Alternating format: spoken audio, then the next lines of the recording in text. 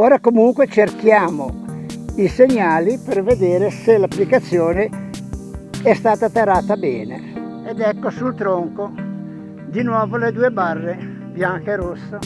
Secondo il mio punto di vista sarebbe stato meglio metterle un po' all'inizio del bivio, perché la gente perlomeno, oltre che non perdere tempo, non rischia neanche di agitarsi. Vedete? Lì c'è il segnale e la mappa mi sta indicando la strada giusta. Ora tra un po' troveremo, vedete quella linea tratteggiata a destra, un altro sentiero che a quanto dice l'applicazione non è da seguire, perché non è segnalato dalle associazioni che curano i sentieri. Andiamo avanti. Eccoci di nuovo al bivio che vi dicevo pochi minuti fa. Anche qui la segnaletica non esiste. Devo dire la verità, insomma, non è che sia al momento molto perfetta, comunque diciamo che è abbastanza intuitiva. L'applicazione che come vi dicevo prima, vedete, la linea tratteggiata nera indica un sentiero non pallettato, perciò che uno può anche fare, per carità, vuole andare a vedere dove porta, non è problema, però il sentiero da seguire è questo qua, Anello Borbera Spinti, 10ª tappa, che è quello che stiamo percorrendo adesso. Vedete che proprio in questo punto c'è il cerchietto che siamo noi, il tratteggio nero che va a destra e noi proseguiamo sulla sinistra in salita. E là in alto vedo che c'è il segnale sull'albero, perciò è il sentiero giusto. Si prosegue, come vi ho detto ora, sul tronco vedete c'è quel cartellino Anello Borbera Spinti e poco sopra le due barre bianche e rosse. L'applicazione in questo momento, perché c'è la vocina che dà le indicazioni, mi ha indicato di proseguire su questo sentiero per 1,5 km. Anemu! Sul sentiero si cammina bene, un sentiero senza camminare discretamente bene, sì. Le foglie sono cominciate a cadere, andando dentro che non ci sia anche dei funghi, ma poco fa è passata la jeep con 2 controllori, con i guardiaboschi che mi hanno guardato subito la prima cosa le mani, se avevo un sacchetto o una cesta, perché credo che in questa zona ci voglia il patentino. E già, perché la natura gratuitamente ci mette i funghi, però gli uomini sono più furbi, pensano e se li fanno pagare anche se non sono i loro. Allora voglio farvi vedere la precisione di questa applicazione. Come vedete il sentiero qua davanti a me gira decisamente a destra e sull'applicazione è segnalato lo stesso percorso. Adesso io vi faccio vedere che se io mi sposto entrando un po' nel boschetto sulla sinistra, vedete che la freccia col cerchietto azzurro che indica il sottoscritto sta andando fuori del sentiero, perciò se noi seguiamo con precauzione anche le applicazioni difficilmente rischiamo di perdere la strada principale. Infatti guardate, ora ritorno sul sentiero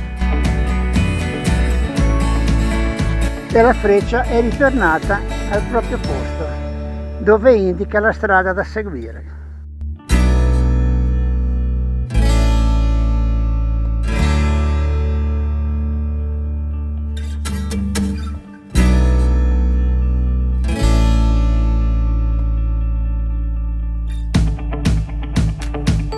Tempo fa vi avevo fatto vedere un espediente, non lo so, un trucchetto, un qualcosa che potesse rassicurare quelli che possono avere qualche dubbio in più nel fatto di perdersi, con la paura di perdersi. Al limite non me ne vogliono gli escursionisti, perché sono sicuro che qualcuno riderà e qualcun altro mi manderà a quel paese dicendomi statene a casa. Se ci sono dei punti con più diramazioni come questa, noi siamo arrivati di qua. Per terra potete fare una cosa, se non ci fossero segnali. Fatevi una freccia, guardate, ora per farvi l'esempio ho messo questo ramo e ci ho applicato 2 rametti sulla testa, no? Sull'inizio, che indica la freccia.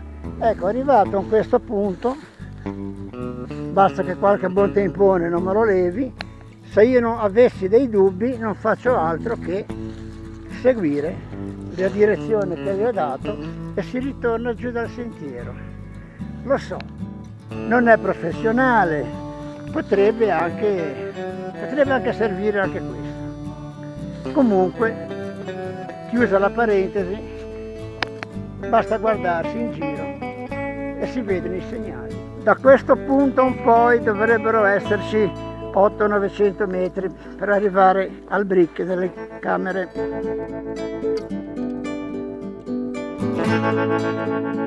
Ecco, là in cima c'è il castello dell'Ispinola, mi sembra del X secolo. Purtroppo ora sono solo ruderi. È cambiata anche la conformità del sentiero. Da un sentiero agevole, diciamo abbastanza largo, ora si è tramutato in una traccia molto più sottile. C'è un cinghiale che è un armadio. Il cinghialone è andato giù di qua. Speriamo si sia allontanato, perché sì che se non li disturbi ti lasciano stare, però comunque sia, è sempre meglio starcela larga.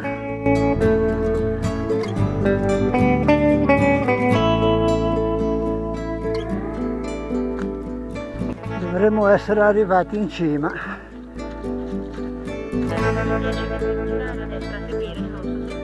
Se avete sentito la vocina, girare a destra a seguire il rosso sentiero. Indicava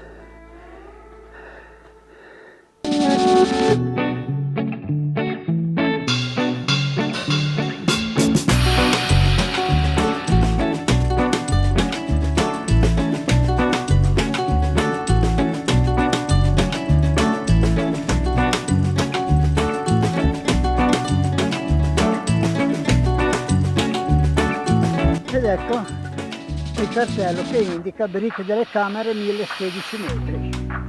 Qui poi ci sono le altre indicazioni, un sentierino che porta a valle. Noi comunque facciamo lo stesso percorso per il ritorno, perché non mi voglio avventurare in un posto che proprio non conosco. Ok, ora mangiamo qualcosa, così prendiamo fiato e poi iniziamo a tornare verso la macchina. È uno spettacolo, peccato che c'è una foschia pazzesca, ma è molto molto bello. Ed eccomi ritornato nel bosco che abbiamo attraversato quando siamo venuti su. Guardate che graziosa che è questa chiesetta.